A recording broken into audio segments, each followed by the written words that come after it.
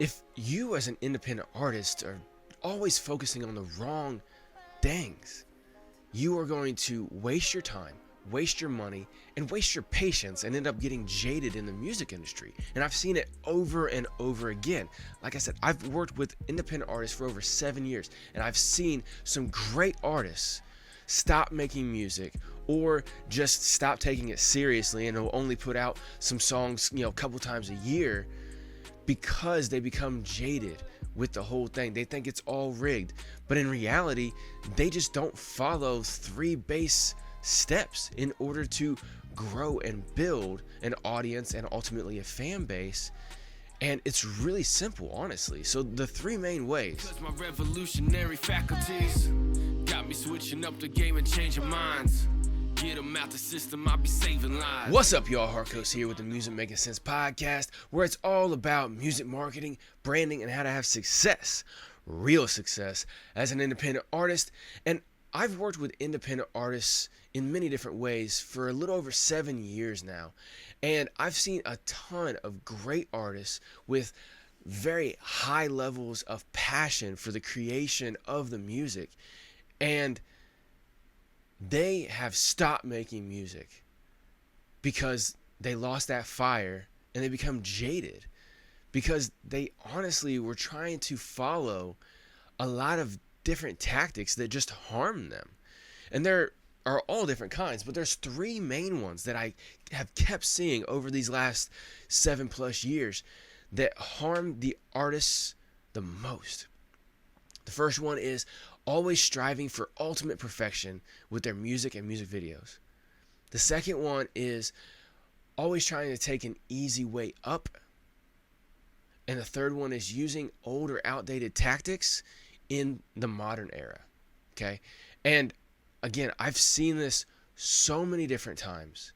So many different artists who end up just getting super jaded because they try to follow all these tactics that you'll see on these other music marketing channels, because those channels are marketing to already established artists that are full-time musicians. They don't market to 90% of independent artists such as yourself who aren't on that level yet. You're just trying to gain some attention and start converting that attention into listeners and fans. And so that's why here at Makin Cents Podcast, I'm always striving to make sure that my content here on the podcast episodes and everything that I do when I work one-on-one with independent artists is set up to help the starting artist or the mid-level artist who's still trying to get that audience and the attention and the fan base in order to start converting that into a real career. Okay, so like I said, there's those 3 base ways. Okay, always striving for ultimate perfection, trying to take the easy way up in their career, and using outdated methods. Okay, so the first one, let me break these down. I'll break all 3 of these down for you, and then I'll go into, there's a couple different ways that you can actually use good tactics that are actually pretty simple and take you a lot less time, money, and effort in order to start getting an audience and a fan base. And I'll break that down a little bit later in the video. But the first one is always striving for perfection with their music, their audio, and their music videos. And I've seen this a lot, even with people very close to me.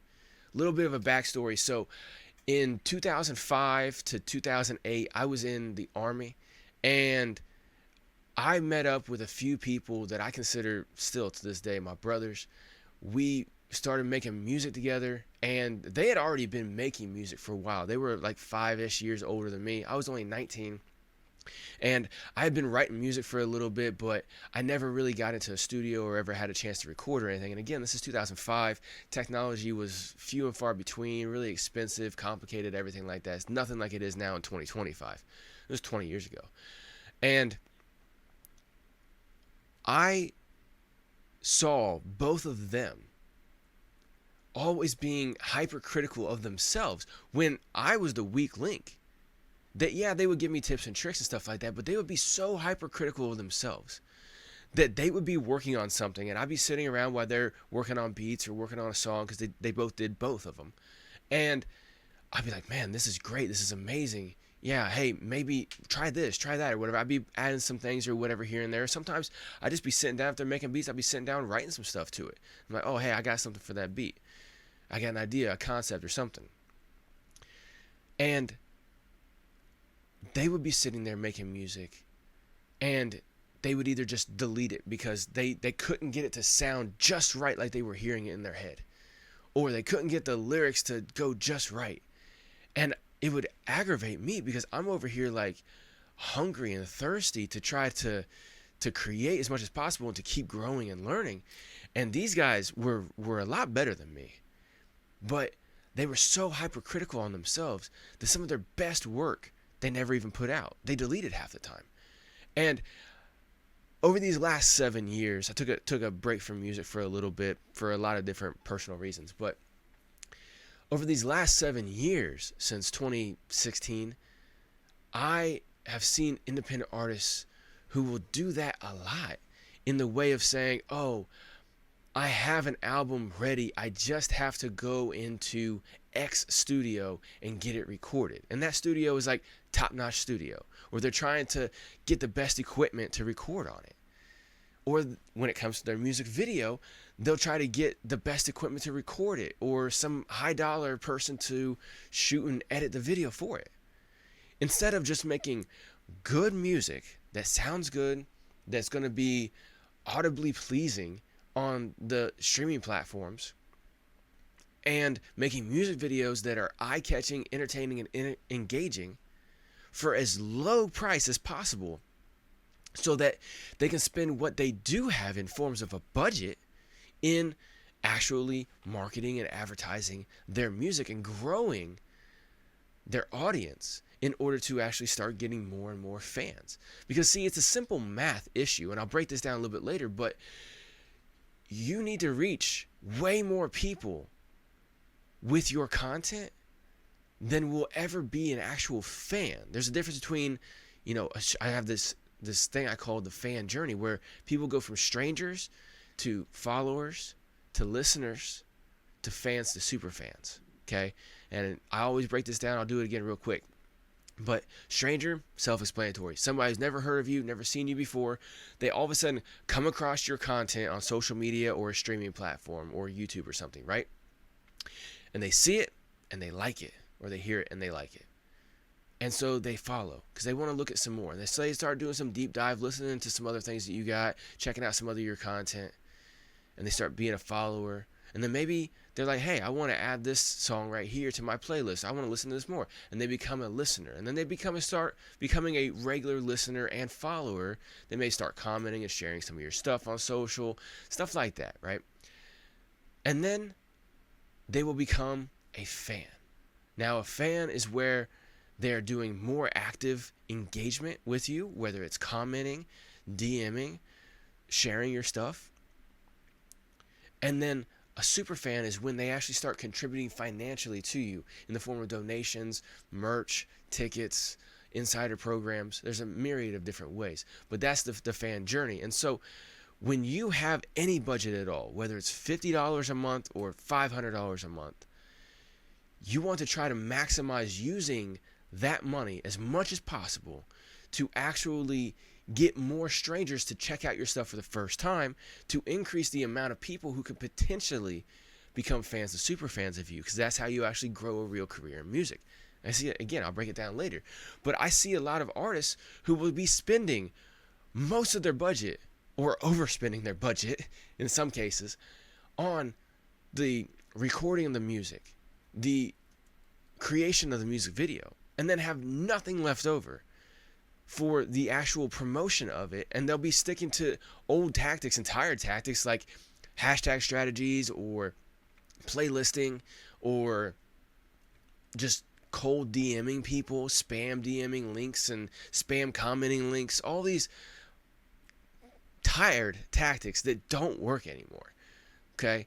And honestly, that brings me to step number 2, which is trying to take the easy way up.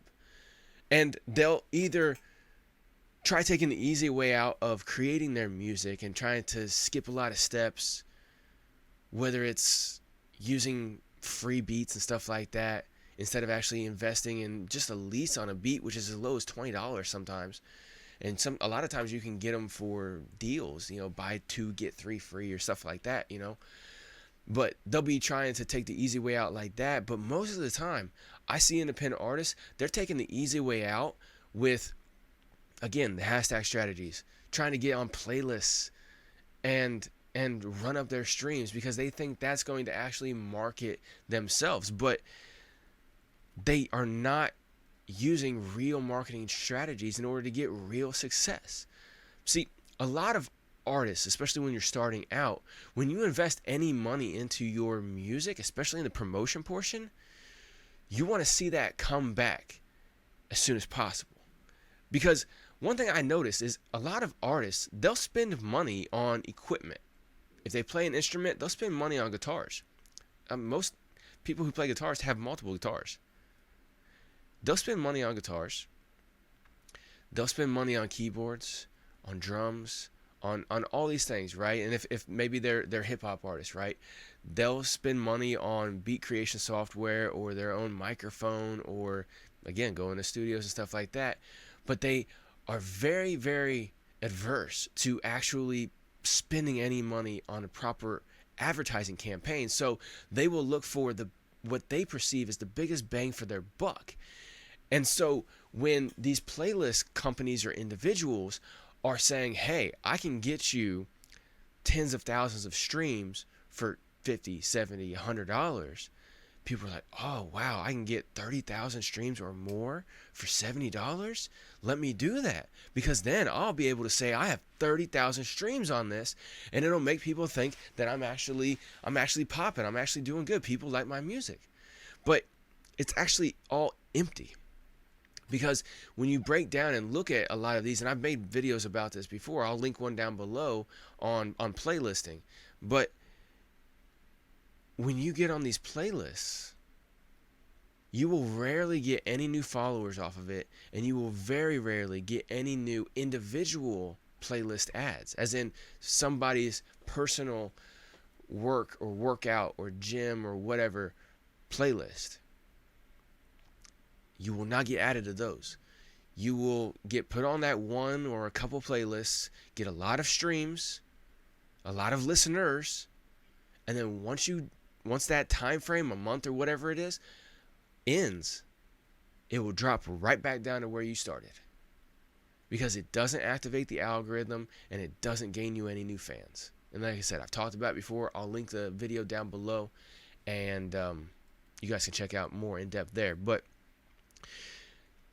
so they'll see that and they'll think that's a good way to spend their money because they're seeing a direct return in the form of streams.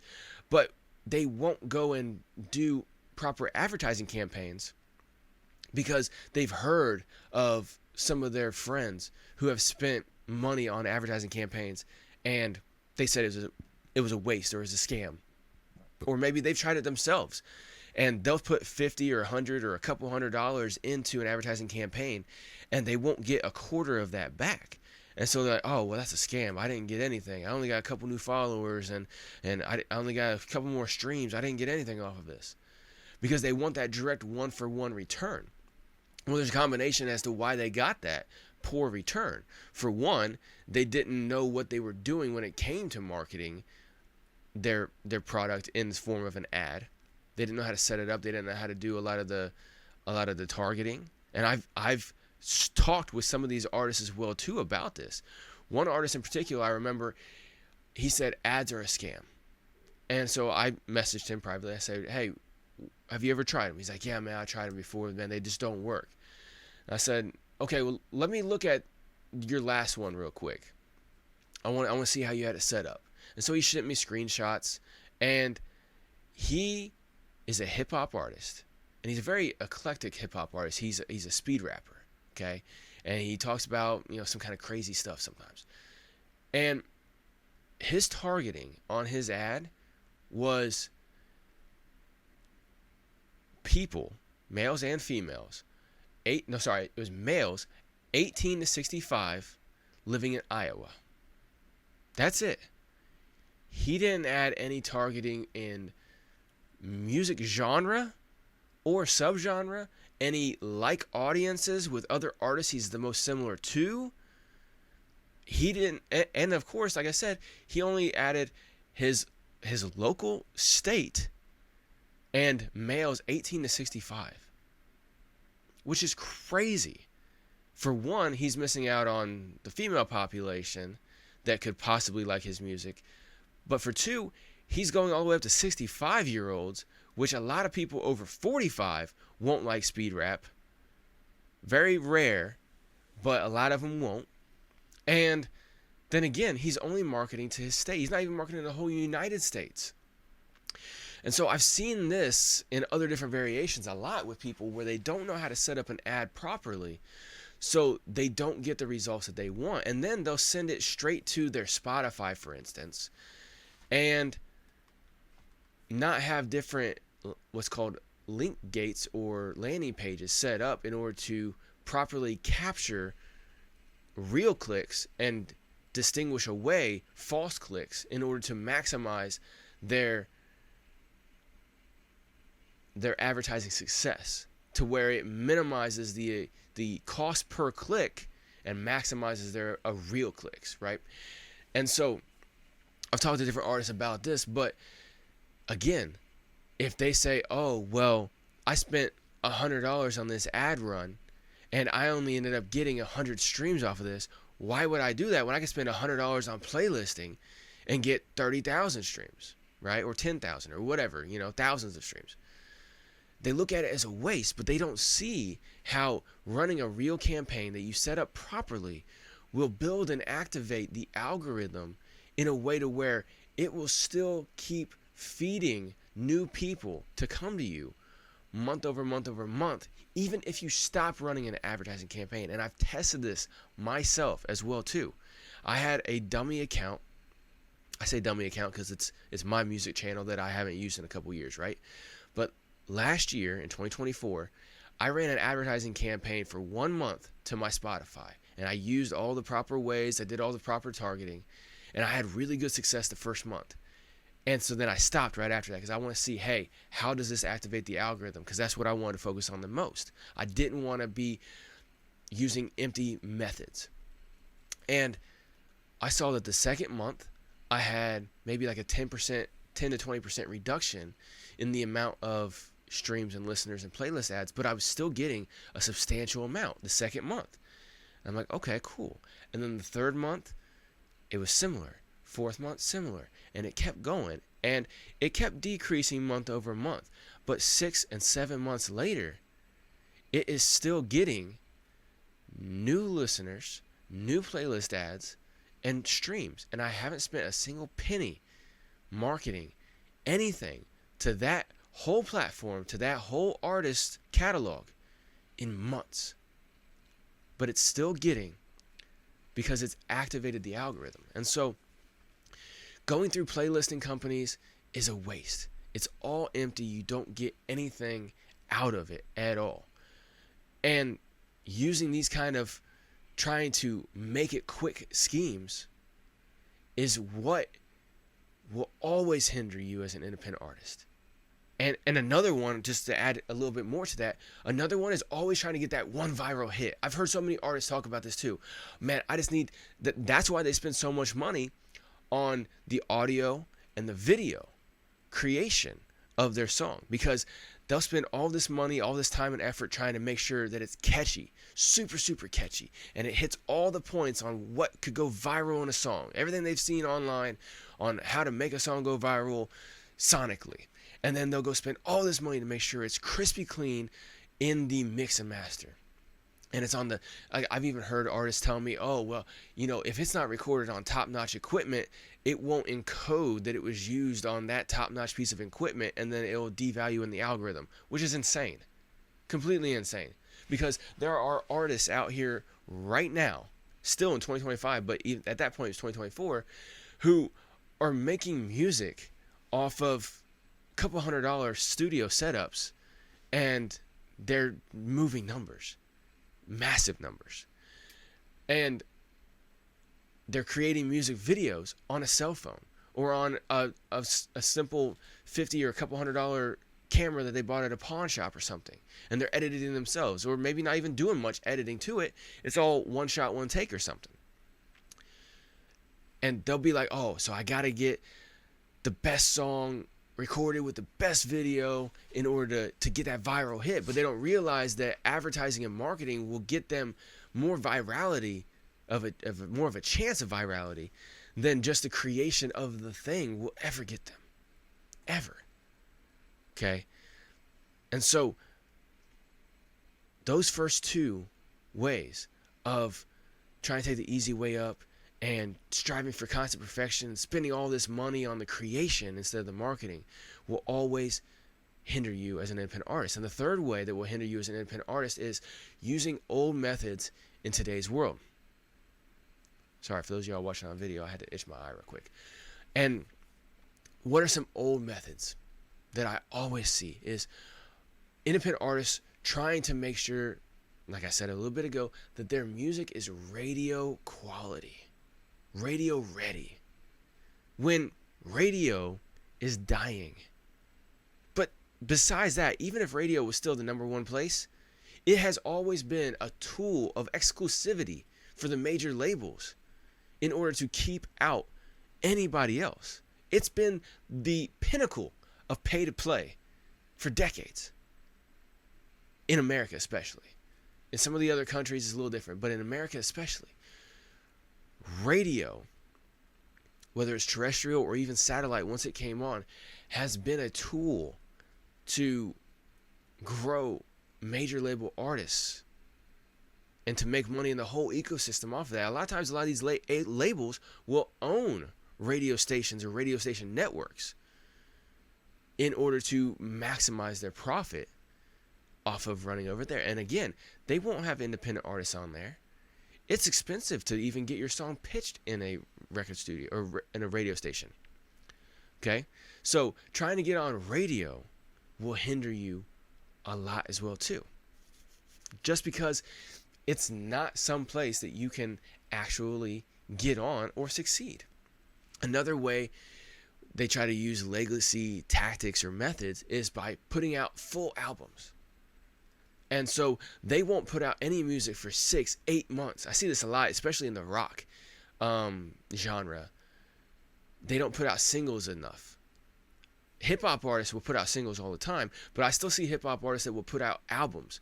And so you'll see this where they won't put out any singles for 6 or 8 months, and then they'll drop an album. And before they drop their album, they'll be putting out teasers and sneak peeks and stuff like that to try to prime the pump and build hype. But they haven't been entertaining and engaging, which is their number one job as an entertainer in the entertainment industry. They haven't been entertaining and engaging their fans for the last 4, 5, 6, 7, 8 months and giving them new stuff in between to get them ready for that album. I'm not saying you can't release an album. You can. And I just talked to an artist the other day who has an album coming up, and we put together a strategy for how to promote that album once it comes out, but also some things he can do before it comes out to activate his algorithm and excite his fans about his music in total, not the album coming out next, but the stuff he already has out, because he already has a big catalog. He's been doing this for years. And so you can put out albums. I'm not saying not to, but to put out only albums and not give people singles in between. It's like trying to feed somebody only once a week and not giving them snacks in between, or once a day and not giving them snacks. That's a little bit better metaphor. You're trying to feed somebody once a day and not give them snacks in between, right? It's going to make them hungry and not for you. Because right now, today, in 2025, there's over 150,000 songs uploaded to streaming platforms every single day. There's millions upon millions of brand new pieces of content, long and short form pieces, that are uploaded to social media and YouTube every single day. So if you are going weeks, months, between putting out any content that's new, that's entertaining, that's engaging, you are going to never build a fan base. In actuality, you're going to lose a fan base. And so you'll never be able to do another legacy tactic, which is sell legacy products like CDs, tapes, LPs, or even t-shirts, stickers. You're not going to be able to sell any of that because you don't have an active and rabid fan base, because you haven't built it, because you've been spending all your time, money, and effort on making sure everything is super perfect. You've been using extremely poor marketing tactics to try to get virality quick or get a lot of streams quick, instead of trying to market your stuff to as many people as possible for as cheap as possible in order to maximize when people do come over. Because I like to use the 10% rule. So out of everybody who sees your stuff, 10% of them will actually take an action. And that first action will be following or listening. And then out of all those people that take that first action, about 10% of them are going to take the next action.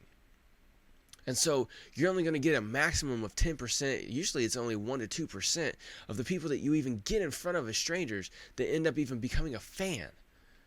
So you have to get in front of hundreds of thousands, millions of people before you start getting hundreds or thousands of listeners and followers and even fans. And I've discussed this in other videos as well too.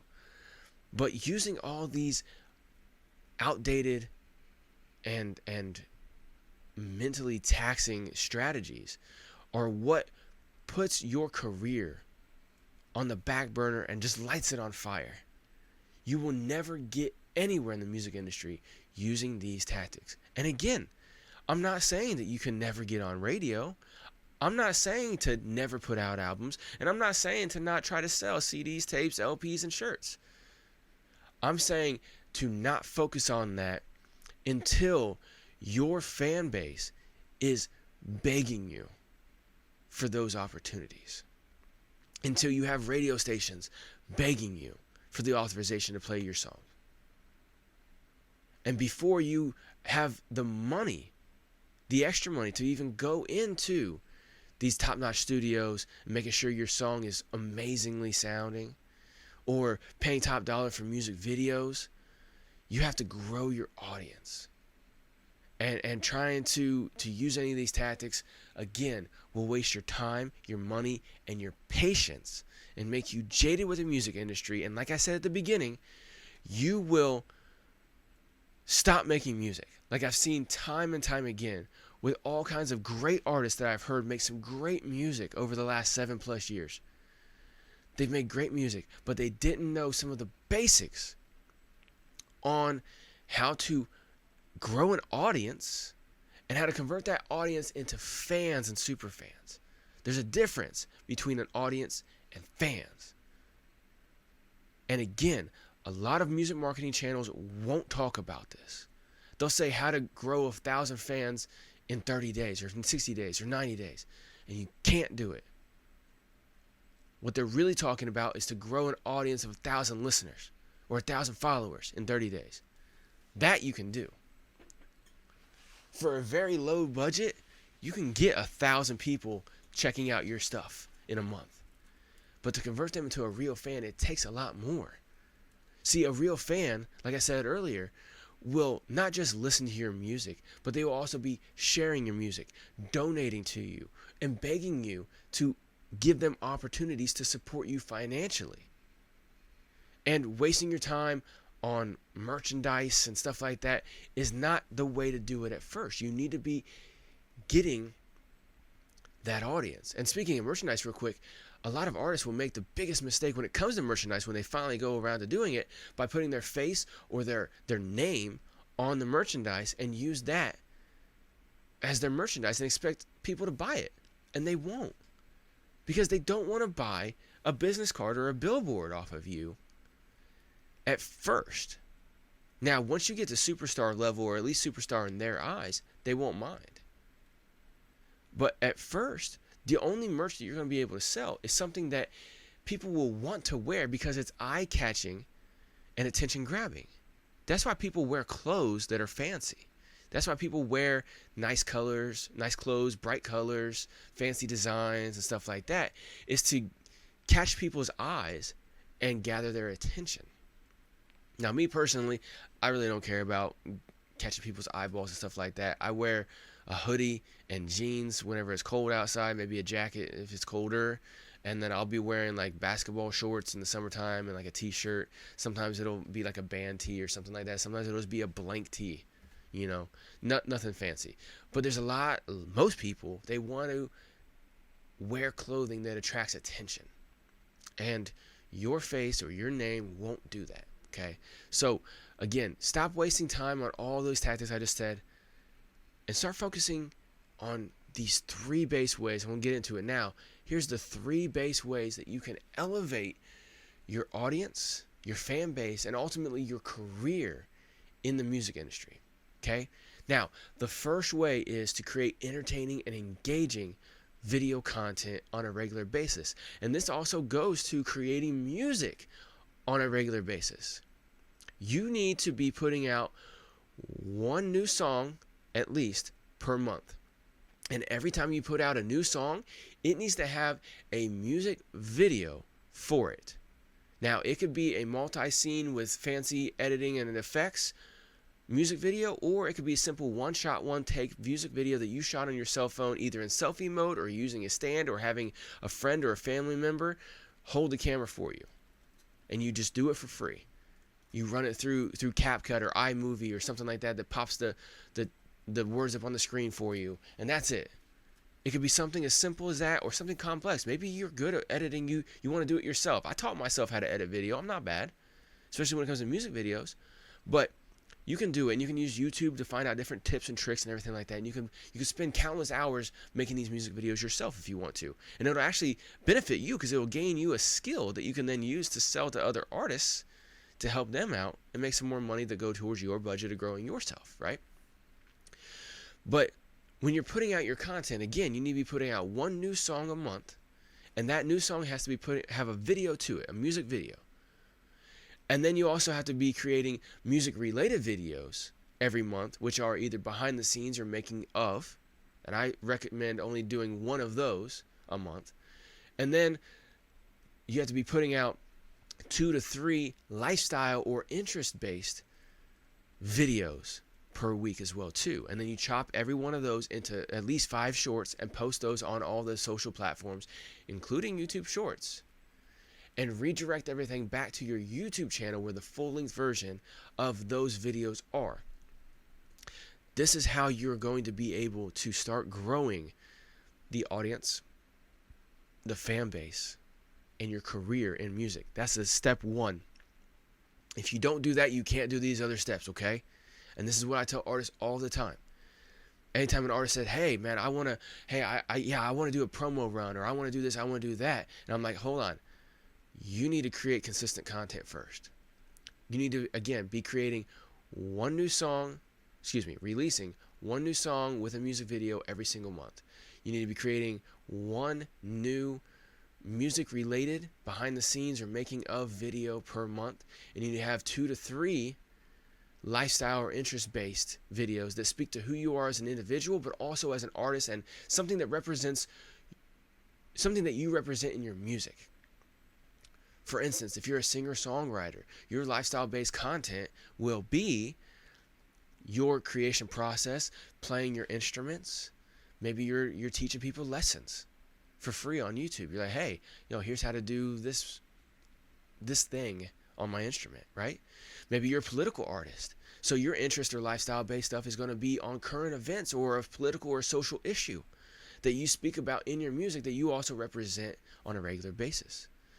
If you have other hobbies or interests like skating or inhaling plants, like I always say, you can have stuff like that. Golf lifestyle, stuff like that. Sports, stuff like that. You can put all that stuff in there. Okay? You need to be creating these on a regular basis, chopping them into shorts, and posting them up on the socials. And it doesn't have to be super complicated. You can create these videos very simply and cheaply. And then for chopping shorts, you can manually chop them yourself, or you can use a program called Opus. Okay, it's a software that I use all the time. It's a web-based platform. I use it all the time to create shorts for myself as well as clients that I work with in music as well as in podcasting that I have clients that I help out with marketing. that you can use, and it automatically generates clips for you. Now, this is not a paid ad from them. I do have a link in the description below that you can use and get yourself a discount if you want to go check it out. But even if you don't use my link, I recommend that you go at least check it out, use their free edition. And if you're going to use the free edition, click the link below, okay? Just do that. It'll at least give you a discount, right? But using a software like that, and there's other competitors as well out there too, but using a software that uses AI essentially to help chop these is a good way to speed up the process and take a lot of the strain off of you and make it to where you have no problem creating 4 videos a month and chopping those into 5 shorts each and then posting that up. And then you're posting 6 days a week on all the platforms, and you're activating the algorithm, you're entertaining and engaging people, strangers, turning them into an audience, and then further turning them into fans by creating that affinity and deepening that connection with them, and then turning them into super fans, okay?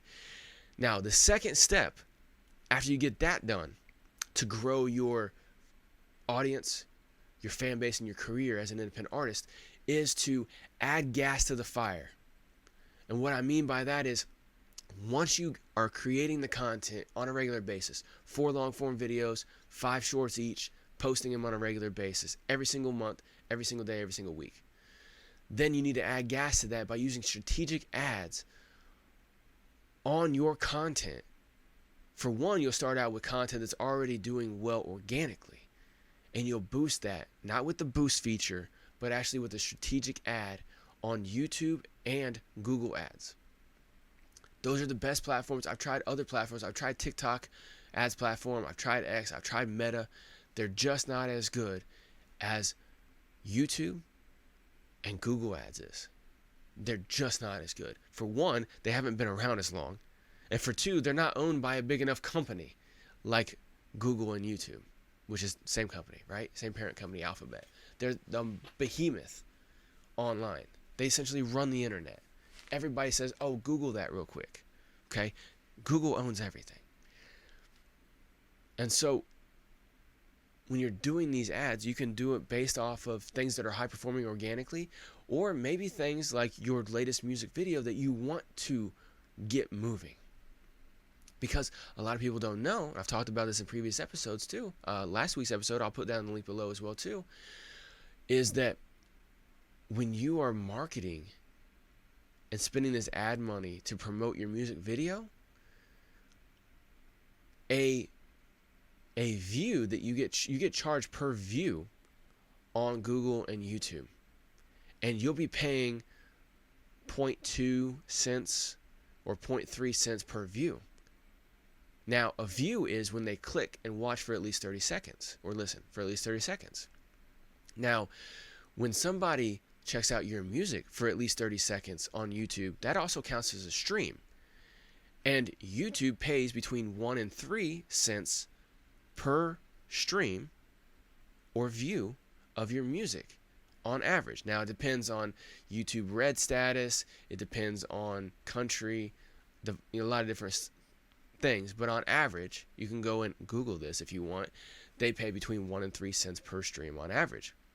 Now, if you're spending 0.2 or 0.3 cents per view, which essentially is a view to get you a stream, but then you're getting 1 to 3 cents back, you're making 3 or more times your money off of your advertising, on top of the fact that you're also growing your audience and your fan base at the same time. And so this is why you definitely need to go check out last week's episode that I will have linked down below, where I go deeper into how to do proper advertising, okay? Because again, it's going to boost your signal. It's going to get you more streams, especially if you do it on YouTube. Don't do it on any of the other platforms because they don't pay anywhere near what you're going to be.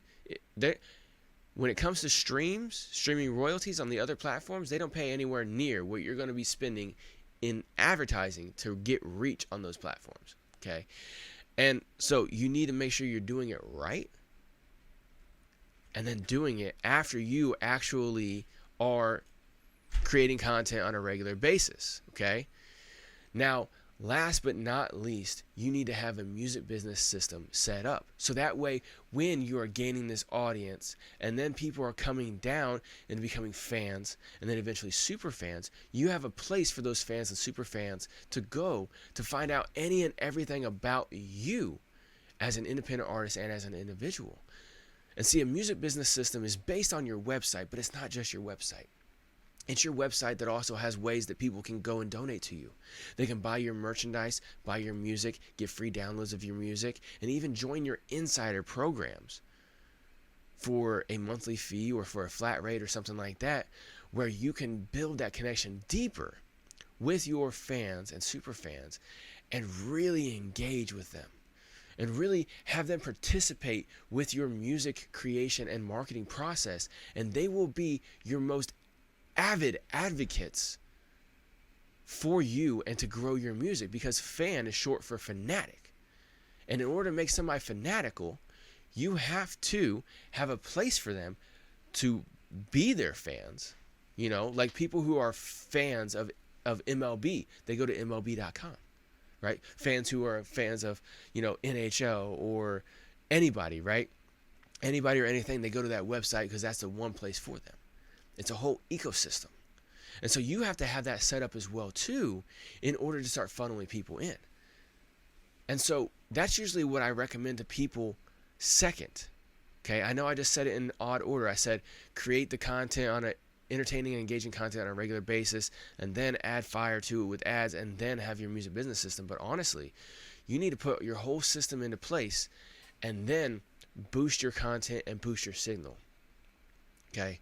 Because your music business system is going to have everything about you, the links to all your platforms, the links to all your socials and streaming, and it's going to be the one place where people won't get distracted, nothing like that. Okay? But ultimately, you can't worry about having a music business system if you're not creating content on a regular basis. And if you're trying to do the three things that will sabotage your career that I said at the beginning, which is, wasting your time and your money on trying to have the highest quality and perfection of your music content, and then trying to take the easy way up and using old methods in today's world to market and advertise your stuff, you're never going to grow. You need to use the three ways that I just discussed on how to actually grow your audience, your fan base, and your career, which is, again, creating entertaining and engaging content, having that music business system, and creating fire in the form of ads to your content. And these are things that most music marketing channels won't talk about. Trust me, I follow them and check out their content to see what they're saying. And they are always marketing to well-established artists and labels, because they know that they have a big budget and they can start paying high fees and they can make more money off of these artists and labels. And making money is fine. But when it comes down to it, 90% of independent artists don't know how to even grow the audience first. And so that is where I like to focus my content and my programs and my one-on-one stuff whenever I help independent artists grow. Is let's focus on creating great content for as cheap as possible, and then getting that out there and promoting it for as efficient as possible, and drawing as many people in to gain an audience and to eventually gain fans and super fans. Then, once you start getting more money off of your music and your career, you can start reinvesting that and spending the money on the fancier things. But until then, you have to get people's attention. And if you need help doing this, you can continue checking out all the episodes here on Music Making Sense Podcast if you want, or you can go to musicmakingsensepod.com/free call. Links down below as well too, and book a free one-on-one video call with me, where we will discuss your goals and the things you've already done and your plans in your music career, with your music creation, marketing, and everything all in between. And I will help you develop an actual strategy that you can implement for 100% free. I will create this whole strategy for you and give it to you as a gift. I will even give you a content creation calendar and scripts that I use for ChatGPT to help create an interest-based description and tagline for your content whenever you put it out. So if you want to grow your fan base in a real way, you need to hop on a free call with me so that I can build you a custom strategy, get you a content creation and posting calendar, and get you hooked up with these ChatGPT scripts that will help you do everything 100% DIY if you want to.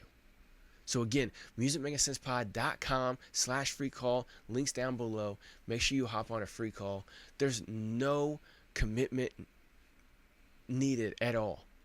Hop on a free call with me, and I guarantee you will start seeing growth once you implement these strategies. All right? So until you hop on the call and I see you then, you enjoy your day, and I'll talk to you later.